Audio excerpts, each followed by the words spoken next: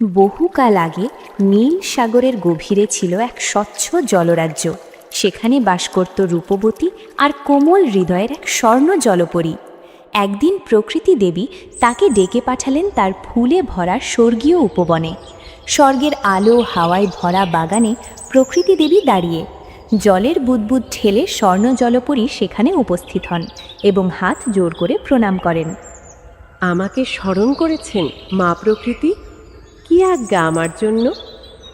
এই নাও কন্যা, দুটি জাদুর বীজ তোমার জলরাজ্যের ঠিক পাশে নদীর চরে পুঁতে দিও। কি হবে এই বীজ থেকে মা?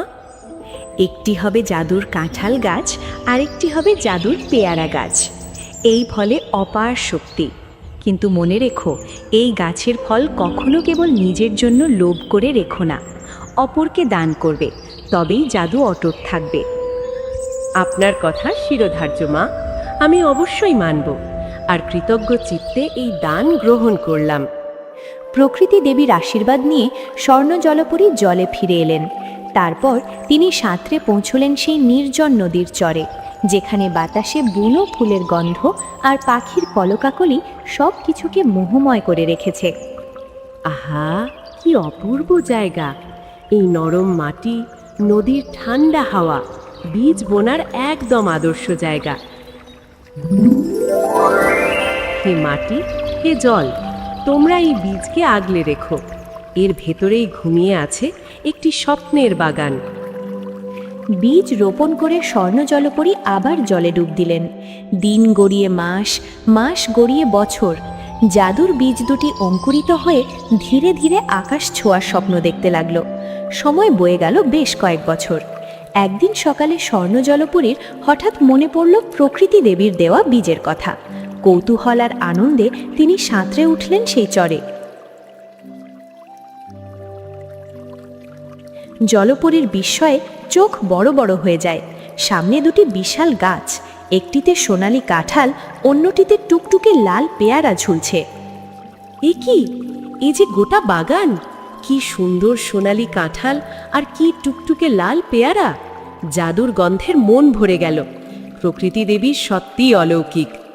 ঠিক তখনই ঠক ঠক ঠক আওয়াজ। একটি পাকা কাঁঠালের গায়ে বসে আছে কাঠঠোকরা, ঠোঁট দিয়ে আলতো করে গর্ত করছে। এই পাখি, ওটা কি করছিস? হুস, ওখান থেকে সরে যা। এগুলো আমার জাদুর ফল, জানিস না? কাঠঠোকরা পাখি চমকে উড়ে যায়। জলপরীর রাগে ফুসফুস করতে থাকে। উফ, কি বিপদ! জঙ্গলের পাখিগুলো সব খেয়ে শেষ করে দেবে। বুদ্ধি পেয়েছি। সব ফল গুনে রাখবো। কেউ চুরি করলে ঠিক টের পাবো। কাল সকালে আবার পাহারা দিতে আসবো। 1টা, 2টো, 3টে, 25টা পেয়ারা, 15টা কাঁঠাল। ঠিক আছে, মনে রাখলাম। যাই আবার জলরাজ্যে ফিরি। জলপরী রাগে ফুঁসতে ফুঁসতে গাছের নিচু ডালের কয়েকটি ফল গুনে মনে রাখলেন এবং জলে ফিরে গেলেন। কিন্তু তিনি জানতেন না, একজোড়া চঞ্চল চোখ দূর থেকে তার সবকিছু দেখছিল, আর সেই চোখের পেছনে ছিল এক উদার হৃদয়। নদীর চর থেকে উড়ে যাওয়ার পর কাঠঠোকরা সরাসরি নিজের বাসায় না গিয়ে উঠছিল বাঁশবনের দিকে। তার মন ছিল অস্থির, ঠোঁটে তখনও লেগেছিল জাদুর কাঁঠালের মিষ্টি রস, কিন্তু সে সেই রস নিজে গিলতে পারছিল না। মনে পড়ছিল কাল সন্ধ্যায় দেখা সেই মুখ দুটোর কথা। গত সন্ধ্যার আবছা আলোয় বাঁশবনের ধারে এক জীর্ণ কুঁড়ে ঘর। ঝাঁপহীন জানালার পাশে বসে আছে কাঠঠোকরা। ঘরের ভেতর ছেঁড়া মাদুরে শুয়ে আছে সখিনা। শরীর জ্বরে পুড়ে যাচ্ছে, ঠোঁট শুকিয়ে ফেটে গেছে। মাথার কাছে বসে অন্ধ বুড়ি কাঁপা হাতে নাতনির কপালে জলপটি দিচ্ছেন। মা সখিনা, একটু চোখ মেল। তোর দিকে তাকিয়ে থাকতে থাকতে আমার চোখের শেষ দৃষ্টিটুকুও চলে গেল। এখন তোকে ছুঁয়েই বুঝি তুই এখনো বেঁচে আছিস। বল, কি খাবি? তোর জন্য একটু ভাত রান্না করব, না জল এনে দেব? সখিনা কোনো সাড়া দেয় না, কেবল জ্বরের ঘোরে ছটফট করে। হে ভগবান, আমার বুড়ো হাড়ে জ্বর দাও, কিন্তু আমার সোনার নাতনিটাকে বাঁচাও। ওর মা বাবা মরার সময় ওকে আমার হাতে দিয়ে গিয়েছিল। আমি অন্ধ, অসহায়, এক মুঠো চাল কিনতে পারি না, ওষুধ আনবো কি করে? কেউ একটু দয়া করো। জানালার বাইরে কাঠঠোকরার বুকের ভিতরটা হু হু করে ওঠে। সে ঠোঁট দিয়ে জানালায় টোকা দেয়, কিন্তু বুড়ি শোনে না। এই মেয়েটা আজকে সারাদিন কিছু খায়নি। আমি পাখি, রোগ সারানোর ওষুধ জানি না, কিন্তু শুনেছি জাদুর ফল নাকি সব অসুখ সারায়। আজ সকালে জলপরি রানীর বাগানে গিয়েছিলাম, দেখলাম উনি কত ফল গুনছেন। উনি কি কিছু ফল দেবেন? চাইলেই তো দেবেন না, উনি তো তখনই আমাকে তাড়িয়ে দিয়েছিলেন। কিন্তু একটুকরো যদি। কাঠঠোকরা ভাবে, তারপর মনস্থির করে। তাই চুরি করব, জাদুর বাগান থেকে একটা পেয়ারা চুরি করব এই মেয়েটার জন্য। ধরাও পড়তে পারি, বন্দিও হতে পারি, কিন্তু এই মেয়েটাকে না বাঁচাতে পারলে আমার পাখির জীবনটাই বৃথা। একটু অপেক্ষা করো, আমি আসছি। কাঠঠোকরা ডানা মেলে উড়ে যায়। পরের দিন ভোরবেলা ঠোঁটে এক টুকরো জাদুর পেয়ারা নিয়ে আবার সেই কুঁড়ে ঘরের দিকে উড়ে যায়। জলপরি রানী হয়তো এই মুহূর্তে আমাকে ধরার জন্য পাহারা দিচ্ছেন, কিন্তু প্রথমে এই ফলটা পৌঁছে দিই। কদিন ধরে মেয়েটার কষ্ট দেখেছি, আর সহ্য হয় না। ওর বুড়ি ঠাকুমা অন্ধ, কিছুই দেখতে পান না, তবু প্রতিদিন রান্না করে খাওয়ানোর চেষ্টা করেন। উনিও বা কতদিন খাননি। আজ মেয়েটা যদি একটু সুস্থ হয়, অন্তত বুড়ির মুখে হাসি ফুটবে। কুঁড়ে ঘরের সামনে এসে কাঠঠোকরা উড়তে উড়তে থামে। জানালায় বসে ঠোঁট দিয়ে আলতো করে ঠক ঠক শব্দ করে। কে? বাইরে কে আছিস? ভিখারি, আমাদের কাছে কিচ্ছু নেই বাপ, এ বাড়িতে শুধু অসুখ আর দারিদ্র্য আছে। কাঠঠোকরা আরেকবার জোরে ঠকঠক করে। বুড়ি ধীর পায়ে উঠে আসেন। কে তুই? কিছু তো পড়লো না হাতে। আরে, এ যে পাখি! পাখি, তুই কেন এলি? তোর কি খাবার চাই? হায় রে, আমি তো তোকে কিছুই দিতে পারবো না। কাঠঠোকরা এবার ঠোঁট থেকে পেয়ারার টুকরোটি আলতো করে বুড়ির হাতে রেখে দেয়। বুড়ি হাতের স্পর্শে চিনতে পারেন। এ কি? এ যে পেয়ারা! এ কোথায় পেলি রে পাখি? আহা, কি মিষ্টি গন্ধ! সখিনা, মা সখিনা, ওঠ, দেখ, ভগবান পাখির মাধ্যমে পাঠিয়েছেন। সখিনা কষ্টে চোখ মেলে। বুড়ি টুকরো করে পেয়ারা তার মুখের কাছে ধরেন। কাঠঠোকরা উৎকণ্ঠায় জানালায় বসে দেখছে। ঠাকুমা, কি মিষ্টি, আর একটু দাও। নে সোনা, নে, তোর জন্য ফেরেশতা পাখি পাঠিয়েছে। খা, গোটা খেয়ে ফেল। সখিনা অল্প অল্প করে পুরো টুকরোটি খায়। তার মুখে একটু প্রাণ ভেরে। বুড়ি জানালার দিকে ফিরে তাকান। চোখের জল মুছতে মুছতে হাত জোড় করেন। পাখি, তুই যে দেবতা! তোর মতো ছোট্ট একটা প্রাণী আমাদের মতো অসহায় মানুষের জন্য এতটা করলি। আমি তো তোকে দেখতে পাই না রে, কিন্তু তোর পায়ের ধুলোটা মাথায় নিতে পারলে ধন্য হতাম। তুই থাক, না হয় কিছু খেয়ে যা। কিন্তু কাঠঠোকরা আর দেরি করে না। মেয়েটা একটু ভালো হয়েছে দেখেই তার মন ভরে যায়। সে আবার উড়ে যেতে চায়, কারণ তার মনে পড়ে জলপরি রানী এখন বাগানে পাহারা দিচ্ছেন, হয়তো তাকে ধরেই ফেলবেন। যাক, মেয়েটা একটু খেতে পেরেছে, কিন্তু এ তো একদিনের জন্য। কাল কি হবে? ওর অসুখ সারাতে আরও ফল লাগবে, আবার চুরি করতে যেতে হবে। কিন্তু জলপরি রানী নিশ্চয়ই গুনে রেখেছেন। ধরা পড়লে কি বলবো? সত্যিটা বলবো তো? উনি কি বিশ্বাস করবেন? যাই হোক, এখন বাগানে ফিরে যাই, যা হয় দেখা যাবে। কাঠঠোকরা সোজা জাদুর বাগানের দিকে উঠতে থাকে। এদিকে ভোরবেলা স্বর্ণ জলপরি তার বাগানে ফিরে এসেছেন। তিনি উৎফুল্ল মনে গাছের কাছে গিয়ে ফল গুনতে শুরু করেন, কিন্তু গণনা শেষে তার মুখ মলিন হয়ে যায়। একটি পেয়ারা কম। আমি গতকাল গুনেছিলাম 25টা পেয়ারা, এখন আছে 24টা। নিশ্চয়ই সেই কাঠঠোকরা চোর, আজ তাকে ছাড়ব না। আচমকা পাশের ডাল থেকে ঠকঠক শব্দ। কাঠঠোকরা ঠোঁটে এক টুকরো কাঁঠাল নিয়ে বসে আছে। এই চোর, ধরেছি তোকে, আজ তোকে বন্দি করবই। জলপরি জাদু মন্ত্রে ঝট করে পাখিটিকে ধরে ফেলেন। কাঠঠোকরা ভয় কাঁপছে। দয়া করো রানী, আমাকে মেরো না। আমি সত্যি চুরি করিনি। আমি আমার পেটের জন্য খাইনি। তবে কেন? কার জন্য চুরি করেছিস? সত্যি করে বল, নয়তো। এই চরের ওপারে বাঁশবনের ধারে এক অন্ধ বুড়ি থাকেন। তার একমাত্র নাতনি সকিনা। মেয়েটা জ্বরে ভুগছে 15 দিন, কিছুই খেতে পারে না। আমি ভাবলাম এই জাদুর ফল যদি একটু খাওয়াতে পারি তবে হয়তো মেয়েটা বাঁচবে। তাই কাল রাতে একটা পেয়ারা নিয়ে গিয়েছিলাম আর আজ সকালে কাঁঠাল নিতে এসেছিলাম। চুরি করা আমার অন্যায় হয়েছে, কিন্তু মেয়েটার জন্য।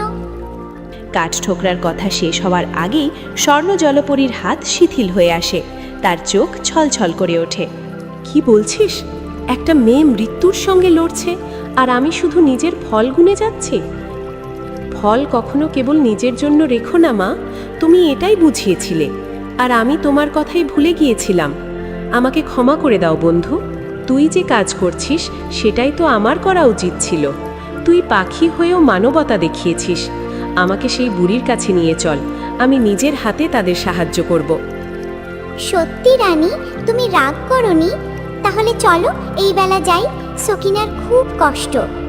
জলপরী আর কাঠঠোকরা বন্ধু হয়ে রওনা দিল বাঁশবনের দিকে। একজন আকাশে উড়ে পথ দেখাচ্ছে, আর একজন নদী পথে সাঁতরে চলেছেন। তাদের হাতে ঝুড়ি করে নেওয়া হয়েছে পাকা পেয়ারা আর সোনালি কাঁঠাল। জলপরী আর কাঠঠোকরা পৌঁছলেন সেই জরাজীর্ণ কুড়ে ঘরে। ঘরের দরজা নেই, চাল ফুটো হয়ে সূর্যের আলো পড়ছে। ভেতর থেকে ভেসে আসছে বুড়ির বিলাপ আর সখিনার আর্তনাদ। সখিনা, মা, একটু কথা বল। তোর জন্য ওই পাখিটা আবার আসবে বলে মন বলছে। তুই একটু চোখ খুলে থাক। জলপরী ধীরে ধীরে ঘরে প্রবেশ করেন। তার পায়ের শব্দে বুড়ি চমকে ওঠেন। কে কে এলি? আমি স্বর্ণ জলপরী। এই কাঠঠোকরা পাখিটাই আমাকে এখানে নিয়ে এসেছে। তোমার নাতনির জন্য আমি জাদুর ফল আর ওষুধ এনেছি। জলপরী দেবী, তুমি নিজে এসেছ?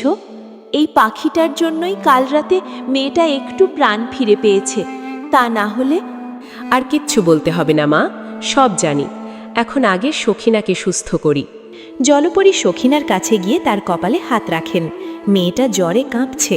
জলপরী জাদুর পেয়ারার রস বের করে সখিনার মুখে দেন আর সঙ্গে জলের মন্ত্র পড়েন। এই জাদুর ফলে আছে প্রকৃতির দান, দূর করে দেবে সব অসুখ, এনে দেবে প্রাণ। সখিনা, চোখ খোলো। মুহূর্তে অলৌকিক ঘটনা ঘটে। সখিনার জ্বর নেমে যায়, ফ্যাকাশে গাল রক্তিম হয়। সে ধীরে চোখ খোলে। ঠাকুমা, আমার খুব খিদে পেয়েছে আর কেমন যেন জোর পাচ্ছি। ইনি কি কেমন যেন আলো ছড়াচ্ছেন। সোনা, তুই বাঁচলি, তুই কথা বলছিস। হে দেবী, তুমি সৃষ্টিকর্তা, সাক্ষাৎ ভগবান। আমি কিছুই করিনি। এই পুণ্যটা আসলে এই ছোট্ট পাখিটার। ও নিজে না খেয়ে বিপদের ভয় না করে তোমাদের জন্য ফল চুরি করেছে। ওর জন্যই আজ আমরা সবাই এখানে। দিদি, এই পাখিটা কাল রাতে এসেছিল, ওর জন্য আমি বেঁচেছি। আয়না পাখি, তোকে একটা পরশ করি। কাঠঠোকরা উড়ে এসে সখিনার হাতে বসে। দৃশ্যটা সবার চোখে জল আনে। বাইরে উঠোনে সবাই বসেছে, হাতে জাদুর পেয়ারা আর কাঁঠাল। গাছ থেকে বাতাস ভেসে আসছে। শোন কাঠঠোকরা বন্ধু, আর শোনো মা ও সখিনা, আজ থেকে এই বাগানের অর্ধেক ফল তোমাদের। কাঠঠোকরা, তুমি প্রতিদিন ঠোঁটে করে এদের জন্য ফল নিয়ে এসো, আর আমি সকাল বিকেল পাহারা দিয়ে বাগানের দেখাশোনা করব।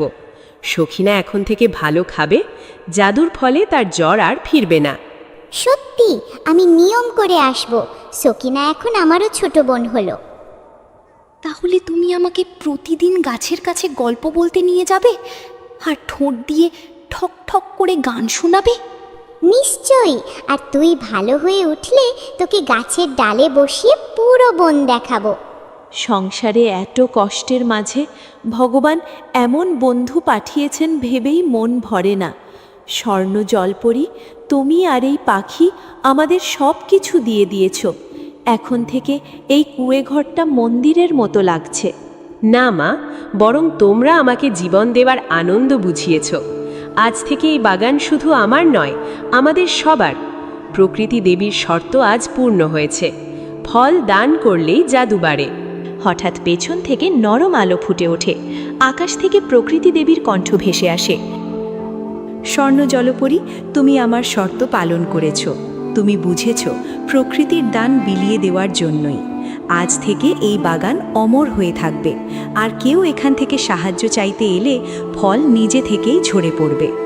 সবাই অবাক হয়ে আকাশের দিকে তাকায়। কাঠঠোকরা পাখা মেলে শব্দ করে যেন ধন্যবাদ জানায়। সেদিন থেকে নদীর চরের জাদুবাগান হয়ে উঠল ভালোবাসার প্রতীক। কাঠঠোকরা আর স্বর্ণ জলপরী বন্ধু হয়ে বাগান দেখাশোনা করে। বুড়ি সখিনা গাছতলায় বসে ফল খায় আর ঠকঠক শব্দের তালে গল্প শোনে। শোনা যায় নাকি আজও নাকি চাঁদনি রাতে সেই চরে গেলে স্বর্ণ জলপরীর হাসি আর কাঠঠোকরার ঠকঠকানি এক হয়ে যায়, আর অসুস্থ কোনো প্রাণী এলে জাদুর ফল নিজে থেকেই ঝরে পড়ে তার জন্য। মনে রেখো, প্রকৃতির দান শুধু নিজের জন্য নয়। দান করলে জাদু বাড়ে, লোভ করলে তা ম্লান হয়ে যায়। এই শিক্ষা ছোট্ট এক কাঠঠোকরা আমাকে দিয়েছে।